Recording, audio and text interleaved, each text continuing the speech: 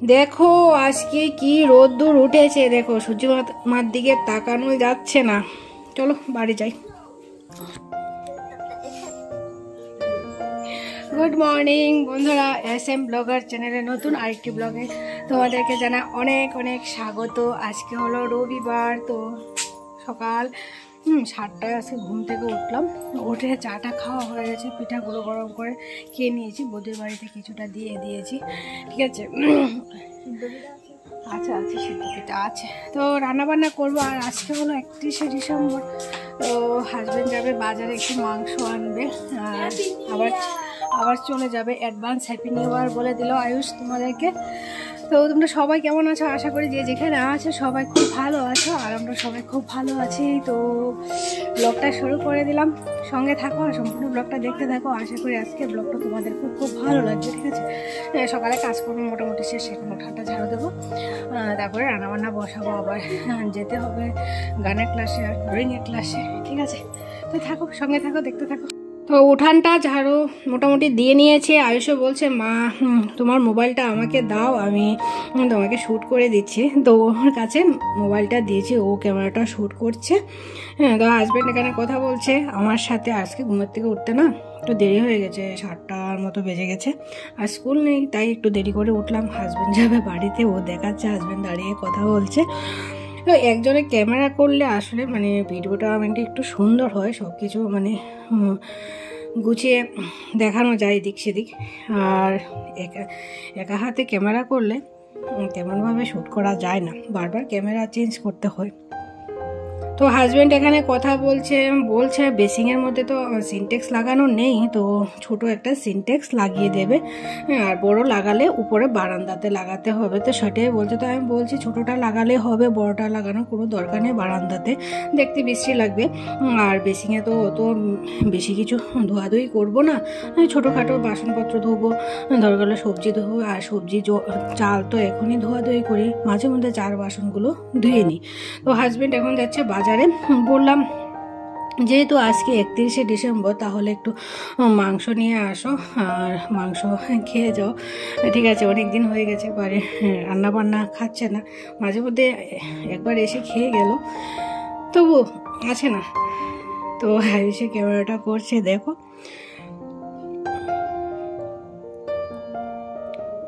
তো বাইকটা তোমাদেরকে বললাম কালকে ঠিক করে নিয়ে এসেছে, অনেক পুরনো হয়ে গেছে, 15 বছর হয়ে গেল। তো হাজব্যান্ড বাজার থেকে চলে এসেছে, আমি এতক্ষণ রোদে বসে আছি। ঠিক আছে, এখন গিয়ে রান্না টান্না বসাবো। বাজার থেকে আসলো, মাংসটা নিয়ে ধুয়ে টুয়ে রান্নাটা বসিয়েছি। বেজে গেল 9টা। মাংসটা ধুয়ে নিয়ে আসলাম, দেখো মাংসটা কি লাল, মানে ব্লাড মেখে রেখেছে, এটা পোলট্রি মোড়ক। তো এখানে আলু কেটে নিয়েছি, আর এখন পেঁয়াজটা কাটছি।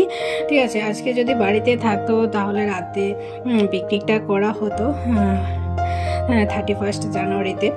গেছে বছর তো করলাম, এসে রান্না করলাম, তো এসে খেলাম, তোমরা অনেকেই ব্লগটা দেখেছ, খুব আনন্দ করলাম। কিন্তু এবছর আনন্দটা সেই নেই। ঠিক আছে, তবু যেমন পরিস্থিতি আছে সেই পরিস্থিতিতেই চলছি।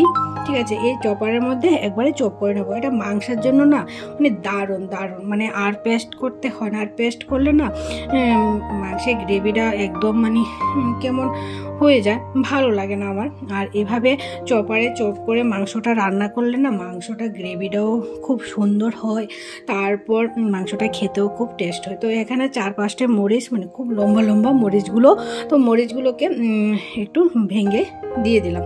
এখন চপারে চপ করে নেব। এই দেখো 4-5টা টান দিলেই হয়ে যায়, এই দেখো হয়ে গেছে। তো এখানে দেখো মাংসের মধ্যে আলুটা দিয়ে দিলাম, একবারে মেখে টেখে বসিয়ে দেবো। এখানে রসুন, আদা, মরিচ, পেঁয়াজ একসাথে চপ করে নিয়েছি। এখন দিয়ে দিলাম হলুদ, আর আমি হলুদটা কিন্তু মানে সব তরকারিতে একটু বেশি পরিমাণে ব্যবহার করি, কালারটা সুন্দর হয়। আর এখানে অল্প একটু জিরের গুঁড়ো আর ধনিয়ার গুঁড়ো একটু দিয়ে দিলাম, ধনিয়া গুঁড়োটা বেশি দিলাম, জিরের গুঁড়োটা কম দিলাম, দিয়ে এখন তেল দিয়ে দিচ্ছি। ঠিক আছে, এটা রাইস ব্র্যান্ড অয়েলে রান্নাবান্নাটা করছি। ঠিক আছে, সরষের তেলটা আমাদের ঘরে খাওয়া হয় না বললেই চলে, একদমই খাওয়া হয় না। যদি মানে সিদ্ধ মাখা ঠাকা করি তাহলে একটু সরষের তেলটা ব্যবহার করি। আর এখানে কালারের জন্য দিয়ে দিলাম মরিচের গুঁড়া। তো এখন ভালো করে হাতে মেখে নেব। আর লবণটা দেওয়া হয়নি, আসল জিনিসটা এই দেখো। তো লবণটা একটু বুঝে শুনেই দেবো, আর দিতে হবে না, একবারে দিয়ে দেবো। আর যদি লাগে পরে রান্নার শেষে একটু দিয়ে দেব। লবণটা ঠিক মতো না হলে আবার টেস্ট হবে না। তো দেখো কড়াই বসিয়ে দিলাম, মাংসটা দিয়ে দিলাম। মাংসটার মধ্যে এখন দিয়ে দিচ্ছি একটা বড় সাইজের টমেটো। ঠিক আছে, গলে যাবে, পেস্ট করার কোনো দরকার নেই। মাংসটা কষাতে কষাতে টমেটোটা গলে যাবে, আর মাংসটাও সেইভাবে মানে গলে যাবে না। পোলট্রি মুরগের মাংস কিন্তু কোনো সময় বেশি কষাতে গেলে ভেঙে যায়, গুঁড়ো হয়ে যায়। তো টমেটোটা প্রথমে দিয়ে দিলে মাংসটা একটু শক্ত শক্ত থাকে আর টমেটোটাও গলে যায়। এখন ঢাকনা দিয়ে রেখে দেবো, আর পরে ভালো একটু জল বেরোবে, আলুটাও সিদ্ধ হয়ে যাবে। এই দেখো মাংস মোটামুটি সিদ্ধ হয়ে এসেছে। এখন আর ঢাকনাটা দেবো না, ঢাকনাটা তুলে রেখে দিচ্ছি। চলো আয়ুষের দেখো চুলটা কেটে দেবে, অনেকটা বড় হয়ে গেছে। আমি গেছে মাসে কেটে দিয়েছি। এখন হাজব্যান্ড আসলো, তো হাজব্যান্ড কিছুদিন আগে মানে 2 দিন আগে এই হেয়ার কাটারটা পাঠিয়েছে অনলাইন থেকে। তো এই হেয়ার কাটারটা দিয়ে এখন চুলটা কাটবি। আর চুলটা অনেকটাই বড় হয়ে গেছে। আমি বলছি একটু কেচি দিয়ে চুলটাকে ছোট করে দিতে, তাহলে মানে এই হেয়ার কাটারটা দিয়ে কাটতে সুবিধা হবে, তাড়াতাড়ি হবে আমার মনে হচ্ছে আর কি। তাই বললাম হাজব্যান্ডকে, তো হাজব্যান্ড এখন কেচি দিয়ে কাটবে। তো চলো রান্নার দিকে যাই, কি হচ্ছে মাংসটা দেখি। আর আমি পেঁয়াজ দিয়ে গিয়েছি, দেখো গাছ শুদ্ধ পেঁয়াজটা দিয়ে দিলাম, দেখতে ভালো লাগছে, আমার কাছে ভালো লাগছে রে, তাই দিয়ে দিলাম। 2টো পেঁয়াজ দিলাম হাজব্যান্ডের জন্য। মাংসের এই গোটা পেঁয়াজটা হাজব্যান্ড খেতে ভালোবাসে, আর রসুনটা ফুরিয়ে গেছে, রসুনটাও ভালোবাসে খেতে। আর কালকের ভাত ছিল, দেখো গরম বসিয়ে দিয়েছি। ভাতটা এখন রান্না করব না, চাল ধুয়ে রেখে দিয়েছি, দুপুরের জন্য বসিয়ে দেবো, কারণ হাজব্যান্ড 12:30টার সময় খেয়ে বেরিয়ে যাবে।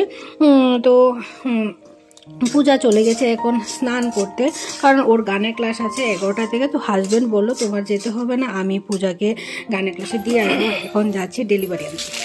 তো নিয়ে আসলাম পার্সেল, এত বড় পার্সেল, দেখেছো কত বড় পার্সেল।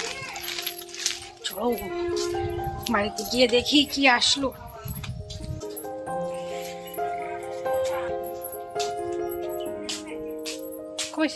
তো ওদের চুল কাটা এখনো হয়নি, বাইরেই পার্সেলটা খুলে নিচ্ছি, কারণ বাইরে যখন কেচিটা আছে তো বাইরে খুলে নিচ্ছি। খুব সস্তায় পেয়েছি, আগেরটা এনেছিলাম 350 টাকা, যেটা পূজার রুমে বিছানো হয়। তো এটা পেয়েছি 200 মানে 250 টাকা দিয়ে পেয়েছি, মানে এক পিসে আছে। তো কম দিয়ে মানে কম রেটে সেল করে দিয়েছে আর কি। এটা ব্লু কালার, ঠিক আছে, তো হয়ে যাবে, কালারে কিছু যায় আসে না আমার, পায়ে ঠান্ডা না লাগলে হলো। আর এরকম কার্পেট ঘরে বেছানো থাকলে দেখতে সুন্দর লাগে, ভালো লাগে। তো এই কার্পেটটা আনলাম এই ঘরের জন্য।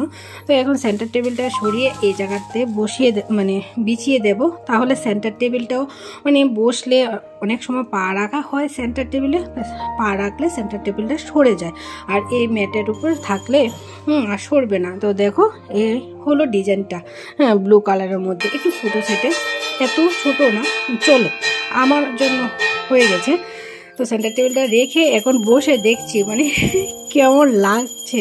আমার কাছে ভালো লেগেছে, তোমাদের কাছে কেমন লেগেছে কমেন্ট করে জানাবে কিন্তু, ঠিক আছে।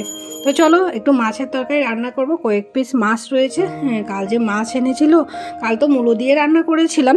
তো আজকে এখানে পেঁয়াজ, রসুন আর আদা, কাঁচামরিচ মিক্সিতে পেস্ট করে নিয়েছি। আর আয়ুষ দেখো স্নান করে চলে এসেছে, ও বলছে আমি চুল কেটেছি তোমাদেরকে দেখাতে। তো দেখো ওর বাবা ওর চুলটা কেটে দিয়েছি, ও একটু একটু রয়েছে, দেখো উপরে একটু লম্বা লম্বা হয়ে আছে।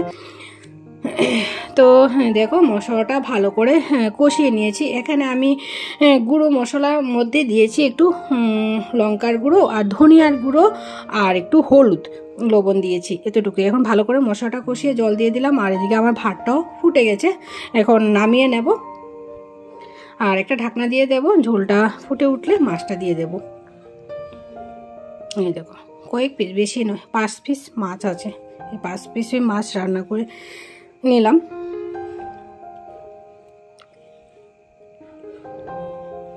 তো একটু ঢাকনা দিয়ে রেখেছি, এখন ঢাকনাটা তুলে ধন্যবাদটা দিয়ে দেব, কেটে রেখেছি।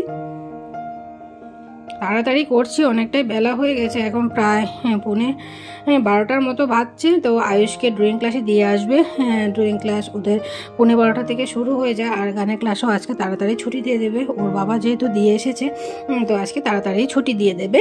তো হাজব্যান্ড স্নান করে এসে আবার যাবে আয়ুষকে আর পূজাকে ড্রয়িং ক্লাসে দিয়ে আসতে।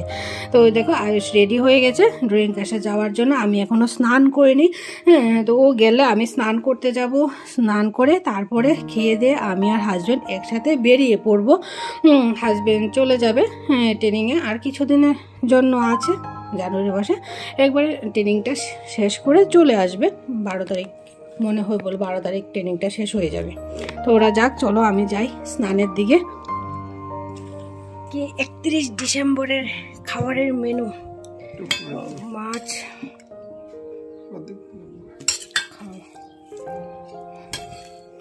আর এখানে আছে মাংস। তো হাজব্যান্ডকে খাবারটা দিয়ে দিলাম, এখন আমি খেতে বসে যাব। আর হাজব্যান্ড বলছে মাছের তরকারিটা খুব টেস্ট হয়েছে। তো আজকে রাতের পার্টিটা তো হবে না, দুপুরবেলায় পার্টি হয়ে যাচ্ছে মাছ আর মাংস দিয়ে। তো 2023কে আমরা আজকে দুপুরবেলায় বিদায় জানিয়ে দিচ্ছি।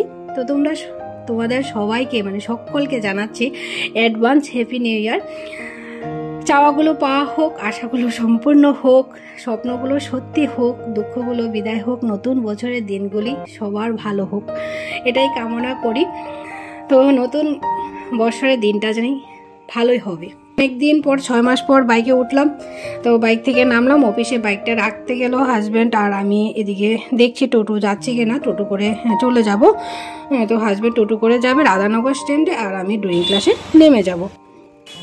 তো চলো দুজন উঠে বসলাম, আর আমি বাড়ির শাড়িটাই পরে চলে যাচ্ছি, কারণ আর শাড়ি চেঞ্জ করবার মতো আমার হাতে একদম সময় নেই।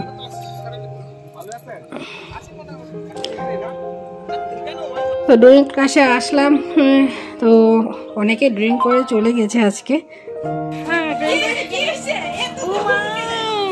আসো আসো আসো আসো। আচ্ছা সামনের দিন কাপড় আর একটা লইয়া মনে, এটা আমি গিফট করবো। কিসে গিফট করবে? তোমার। ঠিক আছে, থ্যাংক ইউ। তো এখন যাচ্ছি বাড়ির দিকে।